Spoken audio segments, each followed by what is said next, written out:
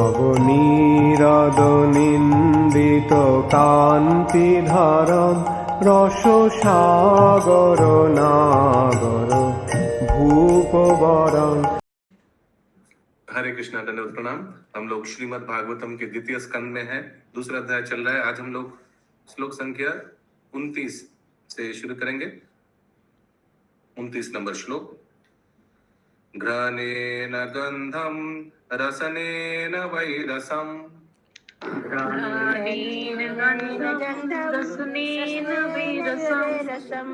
रूपम च दृष्ट्या स्वसनम त्वचैव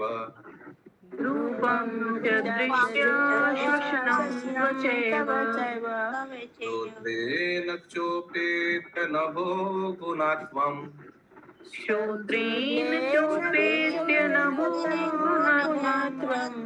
प्राणेन चाकूतिमुपेति योगी।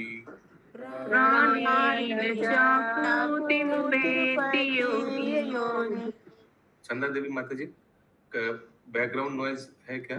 नहीं प्रभु जी, बहुत खांसी आ रही है मुझे। खांसी भी है, बुखार भी है। ओके। शशि जायसवाल माता जी पढ़ना चाहेंगे? यस प्रभु जी।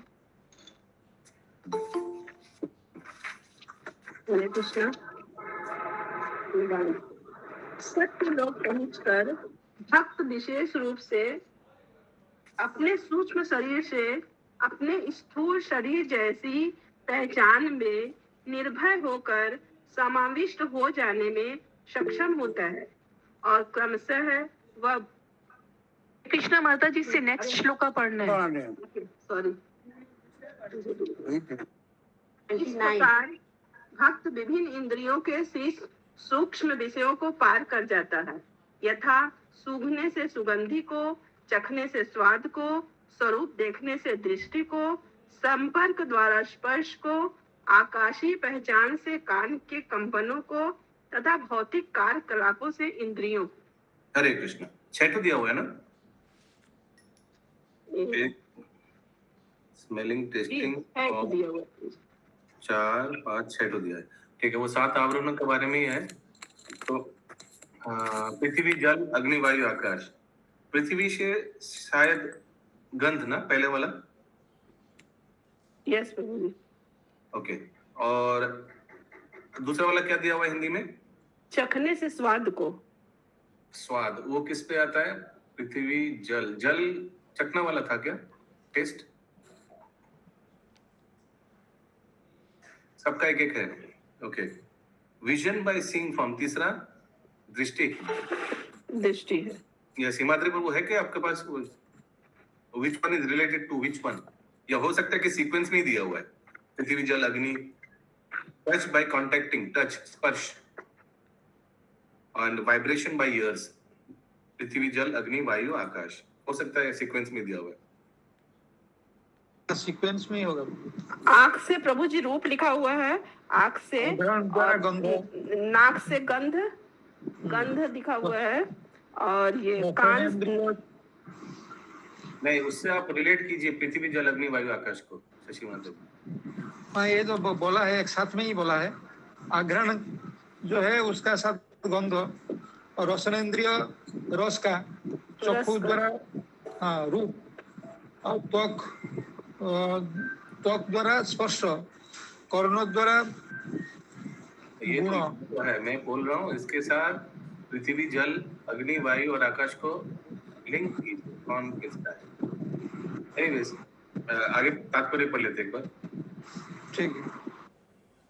आकाश से परे सूक्ष्म आवरण है जो ब्रह्मांडों के प्राथमिक आवरणों के समान है। ये स्थूल आवरण सूक्ष्म कारणों से आंशिक अवयवों के विकास है। एक second. The gross coverings are development of partial ingredients of cellulose. तो है तो स्थूल आवरण पृथ्वी, जल, अग्नि, वायु, आकाश।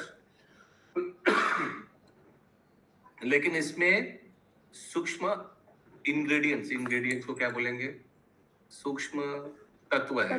जैसे स्पर्श, गंध, और जो 5 चीज होता है ना, स्पर्श, गंध, शब्द शब्द रूप। स्पर्श गंध रूप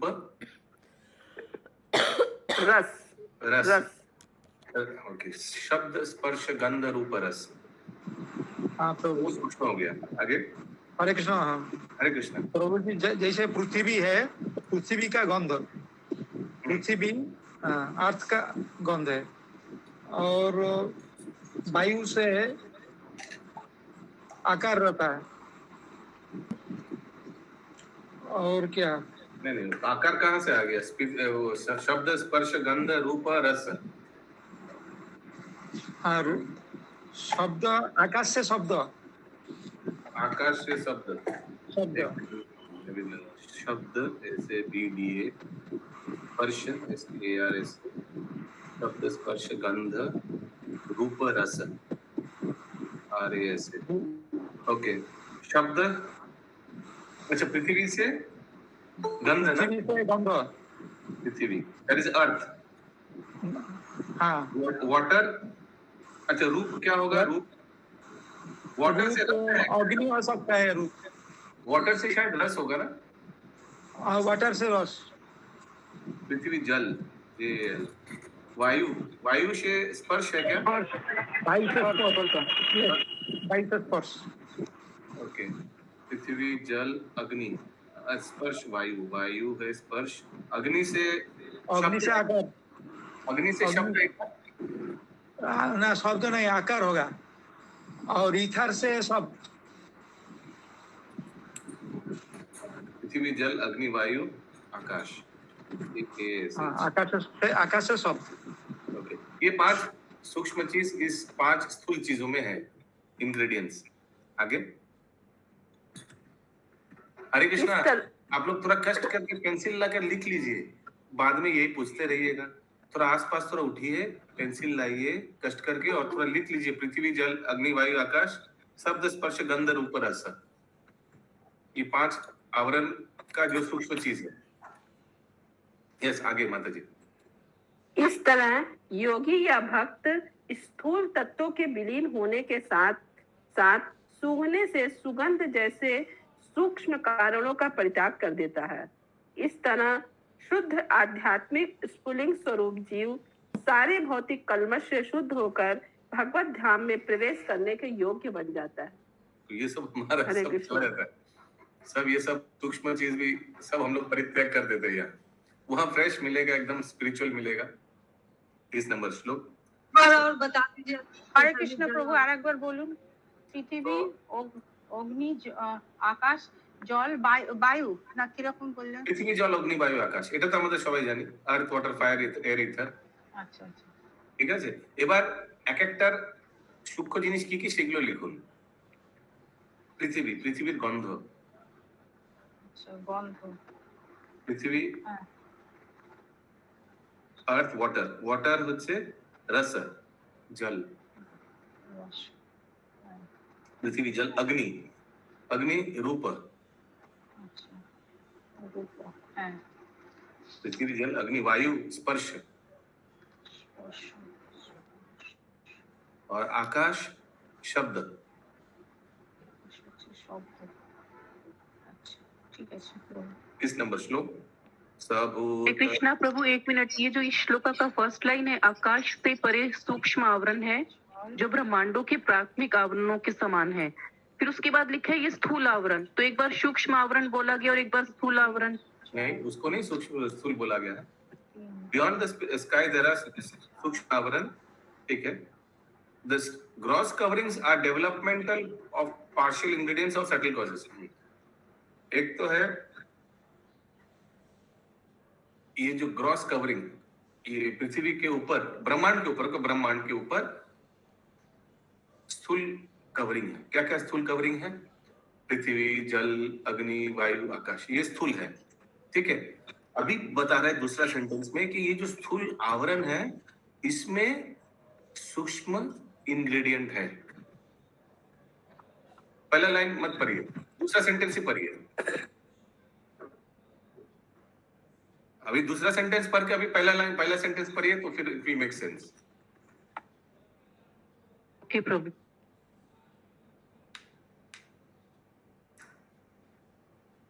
पहला सेंटेंस बोला गया कि ये स्पिरिचुअल स्काई में आवरण है, वो सूक्ष्म आवरण है, लेकिन सूक्ष्म आवरण किसमें है? स्थूल आवरणों के अंदर में है।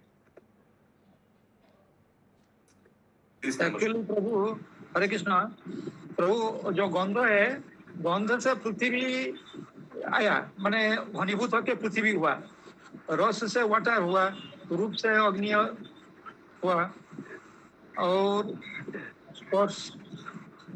स्पर्श से वायु, ऐसे कुछ है। प्रभु जी वो हरे कृष्ण प्रभु जी, वो रस जो वही स्वाद है, जो स्वाद भी कोई रस बोला। हाँ हाँ, बात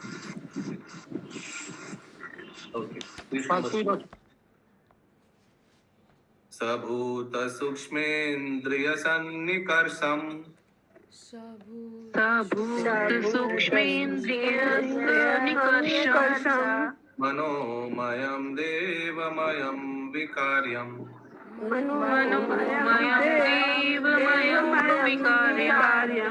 संसद्यगत्या सहतेन याति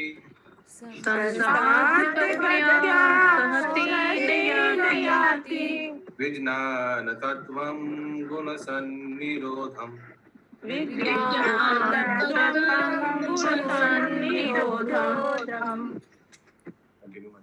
इस तरह से भक्त स्थूल तथा सूक्ष्म आवरणों को पार करके अहंकार के स्तर में प्रवेश करता है। उस अवस्था में वह भौतिक गुणों, रजो तथा तमो गुणों को इस उदासीन बिंदु में विलीन कर देता है। हरे कृष्णा, फिर से पहला सेंटेंस। इस तरह से भक्त स्थूल तथा सूक्ष्म आवरणों को पार करके अहंकार के स्तर में प्रवेश करता है। हरे कृष्णा। तो पृथ्वी, जल, अग्नि, वायु, आकाश, उसके बाद मिथ्या अहंकार था, याद है? मन, बुद्धि, मिथ्या अहंकार। हाँ, तो enters the plane of egoism. और फिर क्या लिखा है नेक्स्ट सेंटेंस में? उस अवस्था में वह भौतिक गुणों, रजो तथा तमो गुणों को इस उदासीन बिंदु में विलीन कर देता है, और इस तरह वह सतोगुणी अहंकार को प्राप्त होता है। ओके, हो सकता है कि मन में तमोगुण, बुद्धि में रजोगुण, और फिर बाकी क्या रहा? सतोगुण। उस वो लास्ट वाला जो है अहंकार, मिथ्या अहंकार। फिर से पढ़िए ये सेंटेंस। उदासीन बिंदु क्या हुआ यहाँ पे?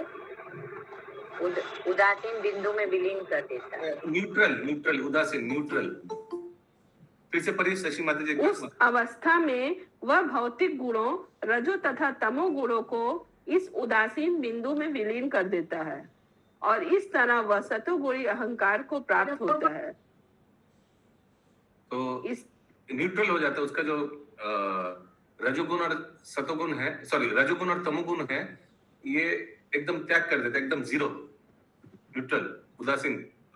न्यूट्रलाइजेशन लिखा है इंग्लिश में।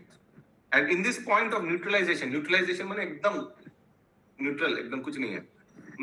And thus reaches egoism in goodness। फिर इसके पश्चात सारा अहंकार महत तत्व में विलीन हो जाता है, और वह शुद्ध आत्म साक्षात्कार के बिंदु तक आता है। हरि बोल। तो देखिए, सूक्ष्म आवरण भी चला गया, स्थूल शरीर तो चला ही गया, सूक्ष्म शरीर भी चला गया। अभी वो एकदम आत्म साक्षात्कार के स्टेज में आ गया वो, ये डिवोटी। तात्पर्य में और क्लियर होगा, डोंट वरी। প্রভু আরেকবার একটু বুঝিয়ে বলুন, ঠিক বুঝতে পারলাম না। তো এই পৃথিবী, জল, অগ্নি, বায়ু, আকাশ, এই আবরণ পার করার পর মন, বুদ্ধি, অহংকার, এই তিনটে আবরণ আছে। যদি ওই ড্রয়িংটা দেখেন যেটা আশিস প্রভু দেখিয়েছিল, এই ব্রহ্মাণ্ডের আবরণ, ওখানে দেখতে পাবো আমরা। ঠিক আছে, স্থূল আবরণগুলো পার হয়ে গেল, এবার মন, বুদ্ধি, অহংকার। তো মন বুদ্ধিতে ওই ব্যক্তির তমগুণ আর রজগুণ ব্যক্তি ত্যাগ করে দেয়, আর শুদ্ধ শতগুণী অবস্থায় সে পৌঁছে যায়। अच्छा, तात्पर्य, जैसा कि हम कई बार बता चुके हैं, शुद्ध आत्म साक्षात्कार अपने आप को भगवान के सनातन दास के रूप में स्वीकार करने की शुद्ध चेतना है।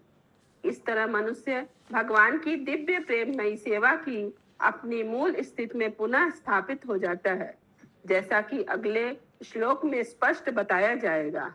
भगवान से किसी प्रकार का पारिश्रमिक पाए बिना या अन्य रूप में भगवान की दिव्य प्रेममयी सेवा करने की यह अवस्था तभी प्राप्त हो सकती है जब भौतिक इंद्रियां शुद्ध हो, इंद्रियों की मूल शुद्ध अवस्था पुनः प्राप्त हो जाए। यहाँ पर यह सुझाया गया है कि इंद्रियों को योग के द्वारा शुद्ध किया जा सकता है। इसमें स्थूल इंद्रियां तमोगुण में लीन हो जाती है और सूक्ष्म इंद्रियां रजोगुण में। मन का संबंध सतोगुण से होता है, अतएव यह देवमय कहलाता है। मन की पूर्ण शुद्धि तभी संभव हो पाती है जब मनुष्य भगवान का सनातन दास बनने की धारणा में स्थिर हो जाता है। अतएव सत्व की कोरी उपलब्धि भी भौतिक गुण है।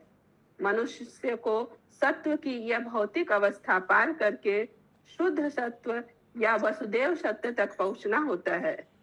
यह वसुदेव सत्य मनुष्य को भगवत धाम में प्रविष्ट कराने में सहायक होता है। आगे पढ़े। कृष्णा, हरे कृष्णा। प्रभु जी, ये जो लाइन गई है अभी लास्ट, अतएव सत्व की कोरी उपलब्धि भी भौतिक गुण है, तो सत्व की कोरी उपलब्धि भी भौतिक गुण कैसे हुआ? अगर कोई व्यक्ति सत्वगुणी में है तो आप ही बताइए माधुरी, वो व्यक्ति भौतिक है या आध्यात्मिक? भौतिक ही हुआ।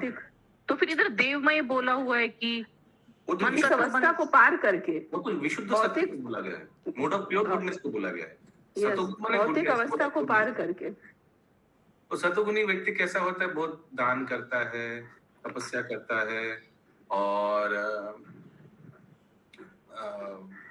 सतगुणी कार्य करता है, जैसे स्कूल बनवाते हैं, धर्मशाला बनवाते हैं, हॉस्पिटल बनवाते हैं, पशु को खिलाना, पक्षियों को खिलाना, सुबह सुबह दाना।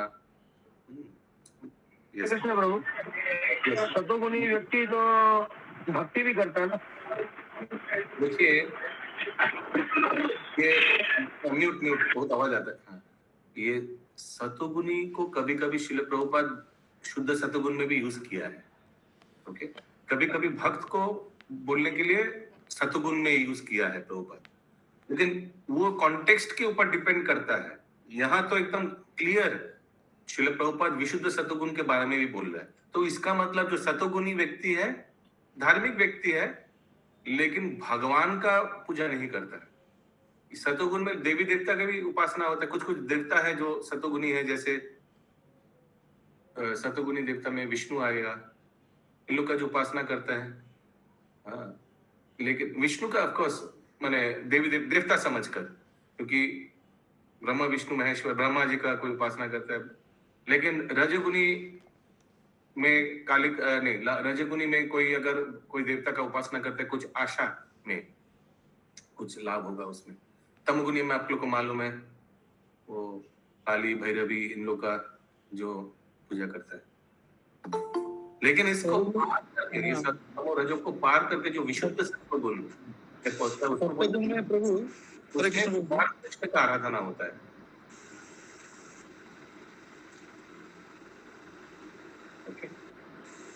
ये समझ लो किस गुण से?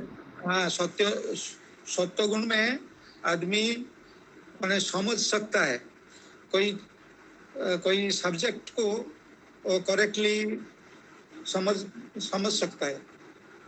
ये बात कंटिन्यू माता जी।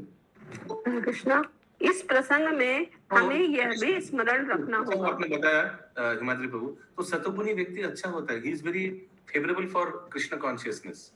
हम लोग कभी कभी प्रचार करते हैं तो हम लोग देखते हैं ना, ये आदमी बहुत लगता है ऐसे कि ये व्यक्ति को हम लोग अगर थोड़ा मेहनत करेंगे तो आसानी से भक्त बन जाएगा।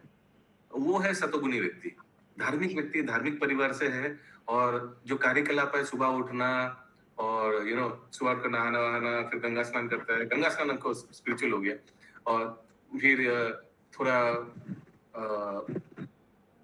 ये दान का भावना है उसमें, डोनेशन मांग से तुरंत दे देता है, और स्कूल कॉलेज हॉस्पिटल ये सब के लिए बहुत आग्रही है खोलने के लिए, गरीबों को सहायता करने के लिए। ये सब लक्षण है सतोगुणी का। और एक प्रसंग, लेकिन भक्ति नहीं है इसमें। यस कविता माता जी।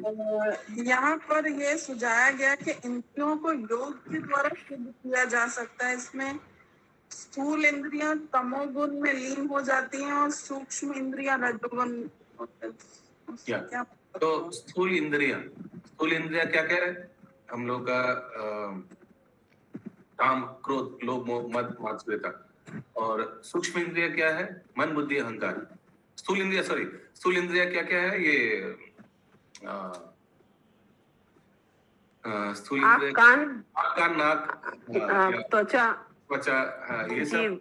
हाँ, और ये पांचों चीज का देखिए एक एक का है। शब्द, स्पर्श, गंध, रूप, रस। ये सब स्थूल इंद्रिया स्थूल चीजों में विलीन हो जाता है। जैसे हम लोग अभी चर्चा किया, शब्द आकाश में विलीन हो जाता है, स्पर्श वायु में विलीन हो जाता है, गंध पृथ्वी में विलीन हो जाता है। अभी अभी किया ना, तो ये स्थूल जो चीज है ये स्थूल चीज में विलीन हो जाता है, और सूक्ष्म चीज में विलीन हो जाता है। हम लोग का सूक्ष्म क्या क्या है? इंद्रिया, मन, बुद्धि, अहंकार, वो भी विलीन हो जाते हैं वो आवरणों में। लास्ट 3 जो आवरण है, सूक्ष्म इंद्रियां हम लोग एकदम सब कुछ त्याग करके एकदम खाली हाथ ऊपर जाना पड़ेगा। कुछ भी नहीं बैगेज, नहीं रहेगा।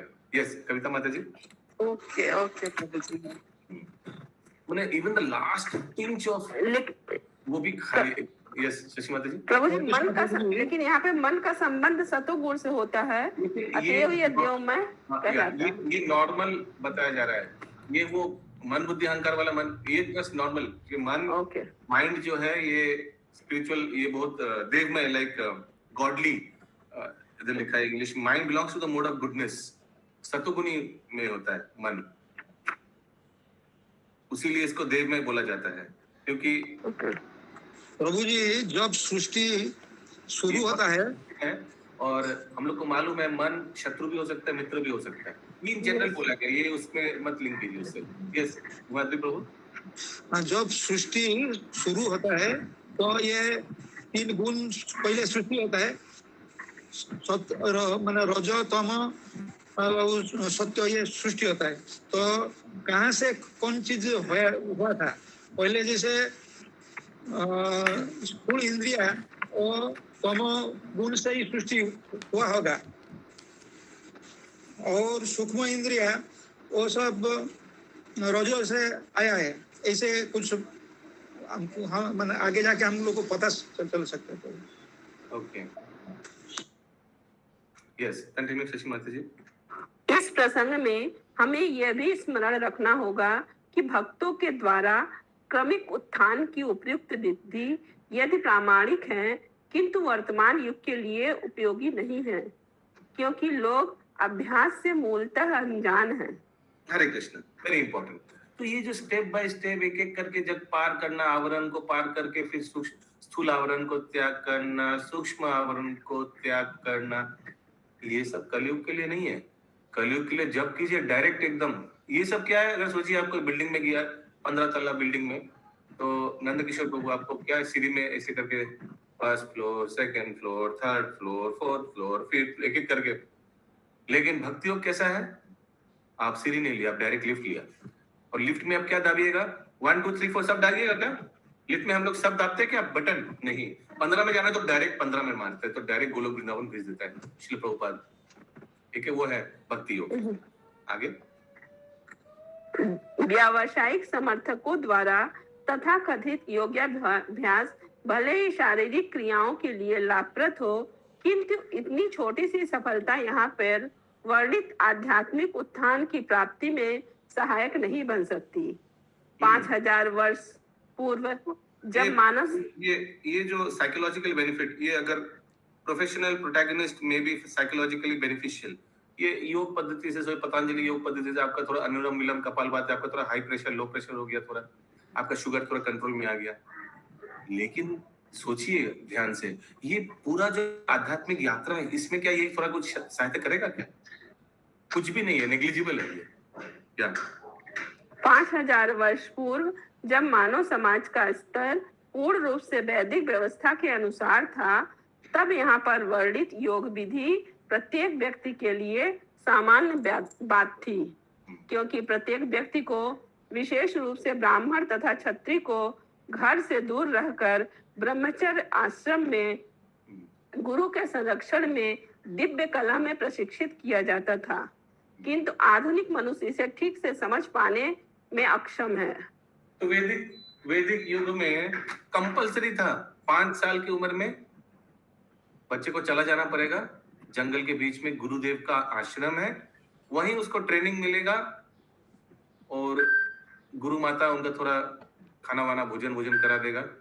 मदरली अफेक्शन थोड़ा गुरु माता से ही मिलेगा और फादरली अफेक्शन और शिक्षा गुरुदेव से मिलेगा। सॉरी, आगे 5 साल से कितना साल तक वहां रहना पड़ेगा ब्रह्मचर्य आश्रम में? 5 से 25। सोचिए इसके बाद क्या मैंने क्या जबरदस्त ट्रेनिंग होगा उसका। हाँ, कोई मैंने 20 साल अगर कोई गुरुदेव का आश्रम में रहा, क्या ट्रेनिंग होगा, क्या वैराग्य होगा उसका। कोई मोह रहेगा घर के प्रति, अरे मेरा मकान चला जाएगा, अरे मेरा प्रॉपर्टी का क्या होगा, मेरे नाम में क्या करेगा, कुछ उसको याद रहेगा 20 साल गुरुदेव का आश्रम में रहने के बाद? कुछ पूरा प्योरिटी आ जाएगा प्रभु, पूरा प्योरिटी शुद्ध है, पूरा प्योरिटी आ जाएगा। और कितना सुंदर वर्णाश्रम बनाया गया। उसके बाद भी अगर थोड़ा इंद्रिय भोग है, ठीक है, फिर गृहस्थ आश्रम ज्वाइन कीजिए। लेकिन 20 साल ब्रह्मचारी आश्रम में रहने के बाद चांसेस बहुत कम है। या आगे। लेकिन प्रभु पहले तो 20 साल 25 साल के बाद जब गृहस्थ में आते थे, जैसे राजा वजा लोग बनते थे, तो उन लोग की आसक्ति तो रहती ही थी। देखिए ये वैष्णव अभी डिपेंड करता है कि क्या शिक्षा दिया गया है। अगर जो शिक्षक है, गुरु जो है, वो अगर, क्योंकि देखिए हर एक चीज का शिक्षा दिया जाता है। ये 20 साल में जो गुरुदेव का आश्रम में वो पीएचडी कर लिया, हर एक चीज में सब कुछ बताया जाता है। और फिर लास्ट अंतिम कुछ साल उसका स्पेशलाइजेशन होता है। गुरुदेव देख लेता है कि ये व्यक्ति थोड़ा शूद्र कैटेगरी का है, इसको शूद्र वाला काम अच्छा लगता है, तो उसको उस हिसाब से, जैसे होता है ना स्पेशलाइजेशन, कोई फाइनेंस में, कोई कॉमर्स में, कोई साइंस में, वैसे ही गुरुदेव देखता है कि ये इसका लीडरशिप क्वालिटी है, ये अच्छा राजा बन पाएगा। तो लास्ट फ्यू इयर्स वैसे स्पेशलाइजेशन में जाता है गुरुकुल में। और फिर जब कोई आश्रम में घुसता है, सोचिए ब्रह्मचारी आश्रम त्याग कर दिया, अभी क्षत्रिय आश्रम में घुसा, लेकिन उसको एक तो है कॉमन नॉलेज सब कुछ का है, क्योंकि गुरुकुल में कुछ साल कॉमन नॉलेज दिया जाता है, ब्राह्मण क्षत्रिय को सबको कॉमन नॉलेज दिया जाता है। उसके बाद अपने वृत्ति के अनुसार उसको स्पेशलाइज्ड नॉलेज दिया जाता है। आई होप आप लोग समझ पा रहे हैं मैं क्या बोलना चाह रहा हूं। तो वो व्यक्ति जब 24-25 साल का हो गया, अभी गृहस्थ आश्रम में प्रवेश भी किया, उनको he has knowledge of everything, specially he has knowledge of Krishna, Krishna तत्व। ये तो सबसे इंपॉर्टेंट है, गुरुकुल में दिया जाता है। और इसके बाद भी अगर उसका आसक्ति रहा तो हो ही सकता है। I mean it is very difficult to take it out, but usually chances कम है इतना हाई ट्रेनिंग के बाद। डिपेंड करता है, गृहस्थ में भी आने के बाद में वो कृष्णा कॉन्शियस बन जाएगा, 100% बनेगा, 100%। इतना साल का ट्रेनिंग, और वो भी बचपन में ट्रेनिंग, वो तो एकदम डीएनए में घुस गया। ये उम्र में ट्रेनिंग में हम लोग को भूल सकते हैं, लेकिन अगर कोई 5 साल की उम्र से ट्रेनिंग दिया जाता है, वो कभी कृष्ण को भूलेगा ही नहीं। या इसीलिए भगवान श्री चैतन्य ने इस युग के भावी भक्तों के लिए इसे निम्नलिखित विधि से अत्यंत सुगम बना दिया। अंतिम प्राप्त होने वाले फल में इससे कोई अंतर नहीं पड़ता। सबसे प्रथम और मुख्य बात तो यह है कि मनुष्य को भक्ति योग की मूल महत्ता को समझना चाहिए। सारे जीव, देखिए इतना तात्पर्य में शशि माता जी, श्रील प्रभुपाद भक्ति योग के बारे में कुछ नहीं बोला। जो सुखदेव गोस्वामी पढ़ाते गया उसी को डिस्क्राइब कर रहा था प्रभुपाद। लेकिन अभी प्रभुपाद सही चीज मैंने एकदम जो हमेशा करता है श्रील प्रभुपाद बता दे रहा है, ये सब ठीक है, पहले इसके बारे में हम लोग को चिंता करने का दरकार नहीं है। या आगे। सारे जीव अपने अपने कर्मों तथा कर्म फलों के अनुसार विविध योनियों में विभिन्न प्रकार के बंधनों को भोग रहे हैं, किंतु विभिन्न कार्यों को संपन्न करने के दौरान जो व्यक्ति भक्ति में थोड़ा उन्नत हो जाता है, वह भगवान तथा गुरु की अहूत की कृपा से भगवान की सेवा की महत्ता को समझ सकता है। भगवान निष्ठावान व्यक्ति की सहायता से गुरु से उसकी भेंट करा करा कर करते हैं, जो भगवान के ही प्रतिनिधि होते हैं। ऐसे गुरु के उपदेश से मनुष्य को भक्ति योग का बीज प्राप्त होता है। हरि बोल। भगवान श्री चैतन्य महाप्रभु की संस्तुति है कि भक्त अपने हृदय में भक्ति का बीज बोए और भगवान के पवित्र नाम तथा महिमा के श्रवण तथा कीर्तन द्वारा उसे सींच कर पल्लवित करें। अपराध रहित होकर भगवान के पवित्र नाम का श्रवण तथा कीर्तन की यह सरल विधि धीरे धीरे मनुष्य को मोक्ष की अवस्था तक पहुंचा देगी। भगवान के पवित्र नाम कीर्तन की 3 अवस्थाएं हैं। पहली अवस्था है भगवान नाम का अपराध के साथ कीर्तन करना। दूसरी अवस्था है पवित्र नाम के कीर्तन की आभास अवस्था और तीसरी अवस्था है अपराध रहित भगवान नाम का कीर्तन। हरे कृष्ण। तो 3 स्टेज है, नाम अपराध, नाम आभास, शुद्ध नाम। आगे दूसरी अवस्था में ही जो कि अपराध सहित। हरे कृष्णा, ये आभास अवस्था क्या होगी? नाम आभास लाइक आएगा अभी श्रील प्रभुपाद शायद समझाएंगे। यस। दूसरी अवस्था में ही जो कि अपराध सहित तथा निरपराध के बीच की अवस्था है, मनुष्य स्वतः मोक्ष की अवस्था प्राप्त कर लेता है। इस निरपराध अवस्था में ही मनुष्य वास्तव में भगवत धाम में प्रवेश करता है। यद्यपि शारीरिक रूप से बाह्य दृष्टि से वह भौतिक जगत में प्रतीत होता रहता है। निरपराध अवस्था प्राप्त करने के लिए उसे निम्नलिखित प्रकार से सतर्क रहना होगा। हरे कृष्ण। तो ये नामाभास स्टेज बहुत इंपॉर्टेंट है। मैं एक उदाहरण दूंगा, आप लोग सब समझ जाएंगे आशा करता हूँ। सोचिए हम लोग जब करते सुबह या कभी भी जॉब कर रहे हैं, पूरा इधर उधर देखते देखते जब कर रहे हैं, बीच बीच में व्हाट्सएप चेक कर रहे हैं, जब कौन सा स्टेज है? सेकंड, पहली अवस्था है। 3 नंबर स्टेज है। अब नाम अपराध। अच्छा, मुझे क्या अपराध हुआ मेरे से? यही अपराध हुआ कि हम लोग को मालूम है कि 10 नंबर अपराध में 10 बार क्या है? It is also an offense to be inattentive while chanting. Hindi में क्या बोलता है इसको?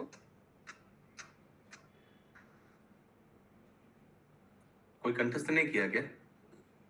ये सेंटेंस को हिंदी में क्या बोलता है? किसी का कंठस्थ नहीं है। नाम के बल पे पाप करना। नहीं, वो तो 7 नंबर वाला है। To commit sinful activities on the 3 strength. महीना सुनने के बाद भी अपराध करते। नहीं, अमनु जो भी है नाम इंग्लिश में ये बोलते हैं, it is also an offense to be inattentive while chanting. Hari नाम की गाढ़ महिमा सुनने पर भी उसमें व्यक्ति बनाए रखना। वो दूसरा है, वो उसके बाद बोलता है। इतना कुछ श्रवण करने के बाद भी भौतिक आसक्ति बजाय रखना, जो भी है। So it is also an offense to be inattentive while chanting. जब वो 3 नंबर वाला स्टेज है, नाम अपराध। जब कर रहे लेकिन अपराध कर रहे क्योंकि यहाँ वहां मंदिर है। अभी 3 नंबर से 2 नंबर में आने के लिए क्या करना पड़ेगा मालूम है? हम लोग बहुत बार करते भी है। अचानक मन में आया, अरे नहीं, इधर उधर नहीं देखना चाहिए। क्लास में सुना है जब हम लोग जब करते हैं तो भगवान साक्षात उधर उपस्थित रहते हैं। अभी हम इसको मन देकर सुनेंगे। हरे कृष्ण कृष्ण कृष्ण हरे हरे, हरे राम राम राम हरे हरे, हरे कृष्ण कृष्ण कृष्ण हरे हरे, राम राम हरे हरे। कभी कभी ऐसे हम लोग करते हैं ना, वो है नामाभास। नामाभास स्टेज में बहुत आसानी से आ सकते व्यक्ति। अचानक जब हम लोग ध्यान दे, नहीं, I should concentrate, I should hear nicely the holy name, हम इधर उधर मन भटकाएंगे नहीं। और उस समय जब हम लोग अच्छा से जप करते हैं और इसको श्रवण करते हैं तो तुरंत दो नंबर स्टेज में आ जाते हैं 3 से। ये है सबसे आसान तरीका समझने के लिए 2 नंबर स्टेज, नाम आभास। और ऐसे नाम आभास स्टेज करते करते करते करते एक समय आएगा जब चैंटिंग में टेस्ट आएगा, और इतना टेस्ट आएगा कि इसके बिना हम लोग रह नहीं पाएंगे। और वो स्टेज क्या है? पहला वाला स्टेज, शुद्ध नाम। ये आगे। हरे कृष्णा प्रभु, आप जो पहले बोले कि जैसे चैंटिंग करते वक्त व्हाट्सएप और देख लिया तो ये फर्स्ट स्टेज हुआ, लेकिन नाम तो ले ही रहे हैं, तो नाम आभास में क्यों नहीं आएगा? क्योंकि नाम अपराध हो रहा है। नाम अपराध में जो लिस्ट में 10 वाला है, देखिए इसमें भी आएगा 10 वाला नाम अपराध में। अभी श्रील प्रभुपाद बताएंगे एक करके शायद, आई डोंट नो। नहीं, ये नहीं। तो 10 नंबर नाम अपराध में आता है कि to be inattentive while chanting. अगर हम अटेंशन नहीं दे रहा है जप में, बहुत बार हम लोग जब करते हैं और इधर उधर देखते हैं, सोचिए जब करते हैं और कुछ बिजनेस के बारे में सोचते हैं, होता है ना ऐसे बहुत बार। माता जी लोग कुकिंग के बारे में सोच रहे हैं, आज हम पोहा बनाएंगे, पोहा के साथ ये चटनी बनाएंगे, ऐसे मुंह से नाम निकल रहा है, मुंह से हरे कृष्णा निकल रहा है, लेकिन कुकिंग में क्या करेंगे, ब्रेकफास्ट में क्या बनाएंगे, होता है ना ऐसे। मेरा तो केस में अधिकतर ऐसे अक्सर होता है प्रभु जी, मेरा भी अक्सर ये मेरा होता है। अक्सर यही होता है, वो चिंता किसमें यही आएगा? रहता है। वो 3 नंबर स्टेज में आएगा। फिर अचानक याद आता है, अरे ये सब नहीं सोचने का, अभी हम जप कर रहे हैं, ये बाद में तो कर सकते हैं। ठीक, अच्छा से जप करते हैं, हाँ, हरे कृष्णा अच्छा से सुनते हैं, ये शायद 30-40 सेकंड में होगा। तो वो समय क्या हो रहा है, 2 नंबर स्टेज हो रहा है। लेकिन यहाँ अपराध सहित तो पहली अवस्था बताया गया प्रभु जी। नहीं वो उधर से देखिए, 1 नंबर 2 नंबर 3 नंबर या 3 2 है, वैसे ही। प्रभु जी, 10वां अपराध है भगवान नाम के जप में पूर्ण विश्वास न होना, और इसकी इतनी अगाध महिमा सुनने पर भी भौतिक विचार शक्ति बनाए रखना। हाँ, और भी है थोड़ा, और भी है, देखिए। अपने को वैष्णव समझने वाले प्रत्येक भक्त को इन सब अपराधों से बचना चाहिए। It is also an offense to be inattentive while chanting, वो लाइन मिसिंग है आपका बुक में। हो सकता है। हाँ, इसमें है, ये मेरा छोटा वाला बुक होना चाहिए, ठीक है। हाँ ठीक है, मिसिंग है, ठीक है। आप इस्कॉन का बुक दिखा रहे हैं, मालूम है, एक छोटा सा फ्रेज मिसिंग हो गया। नाम करने के समय दूसरा मन इधर उधर देना, वो भी एक अपराध है। It is also an offense to be inattentive while chanting, ये है। ओके, यस शशि माता जी। जब हम श्रवण तथा कीर्तन की बात करते हैं तो हमारा अभिप्राय केवल भगवान के राम कृष्ण नामों के कीर्तन यथा श्रवण या 16 नामों हरे कृष्ण कृष्ण कृष्ण हरे हरे, हरे राम राम राम हरे हरे का क्रमबद्ध कीर्तन से ही नहीं होता, अपितु भक्तों की संगति में रहकर भगवत गीता तथा श्रीमद् भागवतम को पढ़ना और सुनना भी इसमें सम्मिलित रहता है। भक्ति योग के प्रारंभिक अभ्यास से हृदय में पहले से बोया हुआ बीज अंकुरित हो उठेगा, और जैसा कि ऊपर उल्लेख हो चुका है कि नियमित सच्चाई करने से भक्ति योग की लता बढ़ने लगेगी। सुव्यवस्थित रूप से पालन पोषण करने से यह लता इस हद तक बढ़ जाएगी कि यह ब्रह्मांड के आवरणों को भेद करके, जैसा कि हमने पिछले श्लोकों में सुना है, तेजोमय आकाश या ब्रह्म ज्योति तक पहुंच जाएगी और आगे बढ़ते हुई आध्यात्मिक आकाश तक पहुंच जाएगी, जहाँ वैकुंठ लोक कहलाने वाले असंख्य आध्यात्मिक ग्रह स्थित है। यस, भारती माता जी जल्दी जल्दी वो फोटो दिखाइए फिर से। एकदम हेडक्वार्टर पहुंच जाता है गोलोक वृंदावन। ये मंत्र इतना पावरफुल है। ये देखिए, ये ब्रह्मांड के 7 आवरण दिखाई दे रहा है बाएं तरफ, ठीक है। अभी हम लोग नीचे जाते हैं, भूलोक जाइए माता जी, पृथ्वी लोग जहां हम लोग हैं। देखिए, ये सुबह सुबह उठकर कोई भूलोक में 3 बजे लॉगिन करके जप कर रहा है, हरे कृष्ण दिखाई दे रहा है आपको, ध्वनि निकल रहा है, हरे कृष्ण। अभी देखिए ये ध्वनि कहाँ जाता है, देखिए माता जी, अब इसको फॉलो कीजिए। हाँ, ये देखिए उड़ रहा है, ये देखिए एकदम डायरेक्ट लिफ्ट वाला, एकदम ऊपर, सब कुछ भेद करके गोलोक वृंदावन, अभी वैकुंठ पहुंच गया, अभी गोलोक वृंदावन पहुंच रहा है, एकदम भगवान के चरण तक पहुंच गया। देखिए पहुंचा ना। हरि बोल। ये है हरे कृष्ण महामंत्र के पावर। यस, कंटिन्यू शशि माता जी। जब मनुष्य गोलोक वृंदावन स्थित भगवान के चरण कमलों तक पहुंच जाता है, तब श्रवण तथा वाचन की सिंचन विधि तथा पवित्र नाम की कीर्तन विधि फलीभूत होती है, और भगवत रूपी प्रेम रूपी जो फल लगते हैं वे भक्तों द्वारा व्यवहारिक रूप से आस्वाद्य होते हैं, भले वे इस लोक में रह रहे होते हैं। भगवत प्रेम रूपी पक्व फल का आस्वादन वे ही भक्त कर पाते हैं जो निरंतर सिंचन कार्यों में लगे रहते हैं, जैसा कि ऊपर कहा जा चुका है। लेकिन इस काम में लगे भक्त को सदैव सचेष्ट रहना चाहिए, जिससे वह लता इतनी बढ़ी हुई है कि छिन्न भिन्न न हो जाए। अतएव उसे निम्नलिखित बातों का ध्यान रखना होगा। हरे कृष्ण। बहुत अभी इंटरेस्टिंग चीज आने वाला है अगले पैराग्राफ में, बहुत इंटरेस्टिंग चीज, क्योंकि याद रखिएगा ये भक्ति लता के बारे में बोला जा रहा है। ओके, तो भक्ति को किससे तुलना किया गया है सरोज माता जी? भक्ति को लता के साथ तुलना किया गया है। लता, हालांकि हम लोग बोलते हैं हम लोग भक्ति वृक्ष में हैं, लेकिन वृक्ष के साथ तुलना नहीं किया गया। कौन ज्यादा मजबूत होता है शुभंकरी माता जी, वृक्ष या लता? मजबूत तो वृक्ष होता है प्रभु, लेकिन लता बहुत आगे बढ़ता है, बहुत दूर तक जाता है। तो भक्ति को लता से तुलना किया गया, क्योंकि लता के भी कुछ कुछ चीज ध्यान रखना पड़ेगा। क्या क्या ध्यान रखना पड़ेगा? एक नंबर, शुद्ध भक्त के चरणों पर किए गए अपराध की तुलना उस प्रमत्त हाथी से की जा सकती है जो अत्यंत सुंदर उद्यान में घुस जाने पर उसे विनष्ट कर देता है। तो इतना जमा हुआ, इतना सिंचन किया हुआ हम लोग का भक्ति 10 मिनट में पूरा एकदम वो हाथी कुचल दे सकता है, यानी वैष्णव अपराध नामक हाथी। आगे, मनुष्य को चाहिए कि शुद्ध भक्तों के चरणों पर ऐसे अपराध न करने के लिए अपने को सावधान रखे, जिस प्रकार मनुष्य एक लता की रक्षा चारों ओर बाण बनाकर करता है। तो आप लोग जब छत में कुछ गार्डनिंग करते हैं, सोचिए कोई उच्छे गाछ मालूम है तो उसमें आप लोग एक जाली वाली लगा देते हैं ना, कि चराई बाकी सुबह सुबह आकर खा ना ले मेरे उच्छे को, और फिर थोड़ा एक बेरा दे देते हैं लकड़ी का, कि कोई बिल्ली ना आ जाए, कोई कौवा ना आके इसको चोट, ठीक है। लेकिन अगर सोचिए आपके गांव में आपके जमीन के ऊपर एक बरगद का पेड़ है, तो क्या आप उसमें फेंसिंग करते हैं बरगद का पेड़ के चारों ओर? नहीं, दरकार नहीं है, वो वृक्ष है, लता में करना पड़ता है। भक्ति लता के साथ तुलना किया है। भक्ति में भी बहुत सावधान रहना पड़ता है, कि वो सोचना पड़ता है कि अरे मैंने क्या बोला, इनको बुरा लग सकता है, तुरंत फोन करके बोल दीजिए, हरे कृष्णा प्रभु सॉरी, मैं क्लास में ऐसे बोल दिया था, आपको कुछ माइंड नहीं लगा ना? सॉरी, मैं तो एक्चुअली वो चीज बोल रहा था, हाँ, लेकिन मुझे ख्याल आया कि आपको माइंड, तुरंत फोन करके हरे कृष्णा सॉरी बोल दीजिए। क्यों?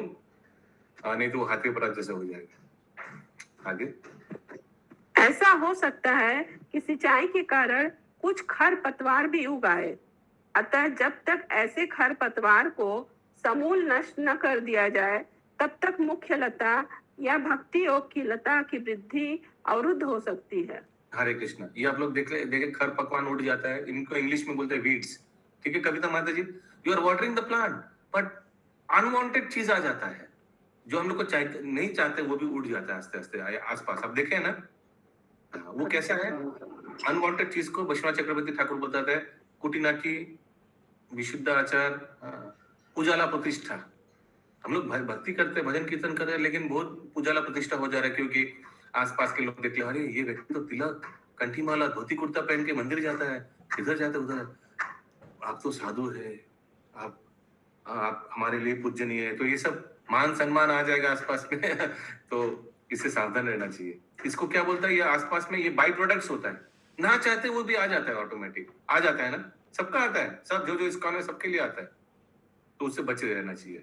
अगला, हरे कृष्णा प्रभु जी, ये अपराध कोई कनिष्ठ भक्त के प्रति भी हो तो अपराध ही माना जाएगा? Absolutely, yes.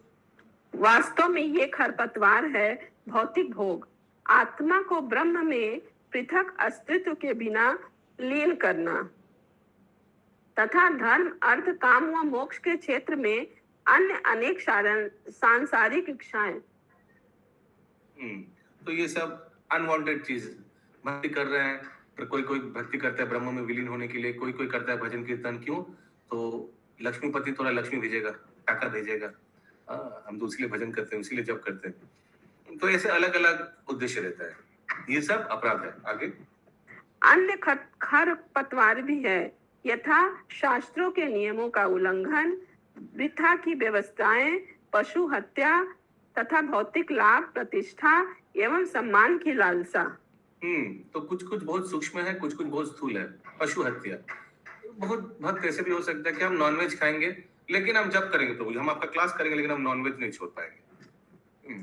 लेकिन जो लोग वैष्णव है, जो अच्छा नियम दीक्षा हो गया, सेकंड इनिशिएशन हो गया, जितना ऊपर जाएंगे उतना अपराध सूक्ष्म होता रहता है। स्थूल अपराध तो कुछ महीनों में चला जाता है। ये अंडा, मच्छी, प्याज, कांदा, लहसुन ये सब छोड़ देना तो कोई बड़ी बात नहीं है। लेकिन सूक्ष्म अपराध बहुत टाइम लगता है। या आगे तो वृथा की व्यवस्थाएं क्या हुआ? वृथा की व्यवस्थाएं अननेसेसरी एंगेजमेंट, जैसे व्यस्तताएं। हाँ अननेसेसरी एंगेजमेंट, कुछ कुछ जैसे रोटरी क्लब, लायंस क्लब, उसमें भी हम ज्वाइन कर लिया। हाँ, और ऐसे भी हमको मालूम है कुछ कुछ भक्त ब्राह्मण दीक्षा लेने के बाद क्या हुआ, इसलिए ब्राह्मण दीक्षा भी बहुत देख देख के देता है। फिर क्या हुआ, वो व्यक्ति आसपास के पारा में जो पूजा हो रहा था ना, जैसे किसी के घर में सत्यनारायण पूजो, मंगल चंडी पूजो, उसको बुलाता था, आप तो ब्राह्मण हो गया, अभी आइए थोड़ा हम कर लीजिए ये सब। तो ये सब में वो एंगेज हो गया। अननेसेसरी एंगेजमेंट, कोई दरकार नहीं है, ये तो हम लोग को करना नहीं चाहिए देवी देवता को उपासना, लेकिन वो करने लग गया अननेसेसरी एंगेजमेंट। आगे यदि पर्याप्त सावधानी नहीं बरती जाए तो सिंचाई से केवल खर पतवारों की वृद्धि होगी, स्वस्थ लता ठिकनी रह जाएगी, जिससे उसमें भगवत रूपी फल नहीं लग पाएंगे। हरे कृष्ण। तो अगर हम लोग को देखना है कि पानी कहाँ गिर रहा है, फर्टिलाइजर कहाँ गिर रहा है, क्या ये मूल वृक्ष में गिर रहा है या आसपास में जो अनवांटेड वीड्स है उसमें गिर रहा है, इसको क्या वो खर पकवान में गिर रहा है। हम लोग कहाँ पानी डालते हैं, खर पकवान में या मूल वृक्ष में? मूल वृक्ष लता में। प्रभु हम कभी गार्डनिंग किया ही नहीं। यस आगे। अतएव भक्तों को चाहिए प्रारंभ में ही विभिन्न खरपतवारों को समूल नष्ट कर दे, तभी मुख्य लता का स्वस्थ विकास हो सकेगा और वह ठगनी नहीं रहेगी। ऐसा करने पर भक्त को भगवत प्रेम रूपी फल चखने को मिलता है और वह अपने इसी जीवन में भगवान कृष्ण के साथ रह सकता है तथा पग पग पर भगवान के दर्शन कर सकता है। जीवन की सर्वोच्च पूर्णता है भगवान की सतत संगति में जीवन का सुख निरंतर भोगना, और जिसने इसका स्वाद चख लिया है वह किसी और तरीके से भौतिक जगत के किसी क्षणिक भोग की कामना नहीं करता। हरे कृष्ण। हरे कृष्ण। तो एक प्रश्न आप लोग के मन में उठ सकता है कि प्रभु जी ये खर पकवान यानी अनवांटेड जो चीज है, ये इसके लिए हम भजन कीर्तन कर रहे हैं, ये हमको कैसे पता चलेगा कि हमारा पानी ठीक जगह गिर रहा है या गलत जगह गिर रहा है? तो इसका उत्तर बहुत आसान है, मैं आगे भी बता चुका हूँ क्लास में। अगर हम लोग को सोचना है कि हम भक्ति कर रहे हैं भगवान को संतुष्ट करने के लिए या अपने इंद्रिय को संतुष्ट करने के लिए, ये अगर हमको देखना है तो बहुत आसान तरीका है कि एक खाली रूम में आप बैठ जाइए दिन के अंत में और मन को छोड़ दीजिए, मन को छोड़ दीजिए। 1-2 मिनट तो मन राधा गोविंद के आसपास मंडराएगा, लेकिन 5-6 मिनट के बाद मन एकदम जहां एक्चुअली घूमता है वहीं चला जाएगा। पता चल जाएगा कि क्या हमारे मन मंदिर में है, भक्तों में है, क्लास में है, भागवतम में, चैतन्य चरितामृत में, जप में है, धाम में है, या क्या हमारे मन आईपीएल में चला गया और 2020 क्रिकेट और पिक्चर और क्या और ये सब में चला गया और मूवीज में चला गया। तो फिर हम अपना स्थिति समझ सकते हैं। Where am I? हम कहाँ हैं? ये हरे कृष्ण प्रभु। हरे कृष्ण। भौतिक जगत में जो व्यक्ति जो चीज से गिरा हुआ है वो भक्त भी है, तो उसका मन तो बट नेचुरल वहाँ जाएगा ही जाएगा, कोई भी हाल। लेकिन इसमें गर्व नहीं होने के। मृत्यु के समय अगर मन वहीं चला गया जहाँ वो व्यक्ति जहाँ सबसे ज्यादा समय, तो क्या उसका जीवन सफल होगा? नहीं होगा, नहीं होगा। कोई सोचिए वो डॉक्टर है, हॉस्पिटल में डिवोटी है, लेकिन हॉस्पिटल में सोच रहा है अरे मैं अभी चला जा रहा हूँ, लेकिन उस पेशेंट का क्या होगा? तो फिर ये यथा माम प्रपद्यन्ते, तो मेहनत बेकार हो जाएगा, सारा मेहनत बेकार हो जाएगा। उसीलिए कि थोड़ी शास्त्र में दिया हुआ है कि 50 के बाद फुल कृष्ण कॉन्शियस ऐसे दिया हुआ है, इसलिए दिया हुआ है। तो क्योंकि जो चीज में हम पढ़े रहेंगे वहां तो मन जाएगा, ये तो अनिवार्य, माने this is you can not, माने आप इसको खंडन नहीं कर सकते। नहीं तो ऐसे 50 के बाद बोला हुआ है कि आप फुल्ली भजन में लग जाइए शास्त्र में। तो आप बोलिएगा कि नहीं मैं how will I maintain my family, how will I करिए, but the thing is that's why it is given strictly in scriptures, only Krishna consciousness after 50। हालांकि हरे कृष्ण प्रभु, हम लोग प्रैक्टिस में दिखाई इसीलिए कि मृत्यु के समय हम लोग के मुंह में कितना नाम लिया है, वो प्रैक्टिस में कंटिन्यू कर ही रहे हैं। सो ये बहुत डिबेटेबल टॉपिक है कि प्रभु मैं आया था अभी 50 में, तो हम अभी इस्कॉन में आए, और कुछ कंडीशंस केस हो सकता है, प्रभु इसमें क्या होगा, उसमें क्या होगा, लेकिन बेसिक सिद्धांत याद रखना चाहिए, 1 नंबर, और 2 नंबर नॉर्मल केस को डिस्कस करना चाहिए। बहुत अबनॉर्मल केसेस आ सकता है, बहुत अबनॉर्मल परम्यूटेशन कॉम्बिनेशंस प्रश्न में आ सकता है, but usually we discuss the normal situation. Normal situation शास्त्र बताते हैं।